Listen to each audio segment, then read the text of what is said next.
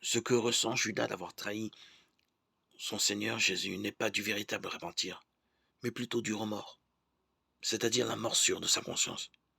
Au lieu de se rallier à sa conscience, d'écouter la voix de Dieu et de demander pardon, il ne veut pas l'entendre, il veut la faire taire et la fuir éperdument, préférant mourir avec son péché que vivre en faisant pénitence.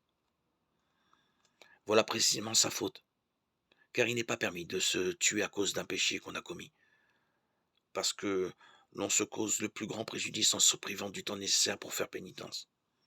Si donc Judas se suicide, c'est qu'il est dans l'incapacité à cet instant de demander pardon. Son état est précisément l'état du péché contre l'esprit, le refus de reconnaître sa faute et d'en demander miséricorde. C'est ce que la théologie nomme le désespoir, qui a sa racine dans un orgueil d'acier. Certains s'abandonnent à tel point au chagrin et à la désolation qu'ils viennent à désespérer entièrement de leur salut. Tel semble avoir été Caïn qui disait « Mon crime est trop grand pour obtenir le pardon ». Et tel fut certainement Judas qui,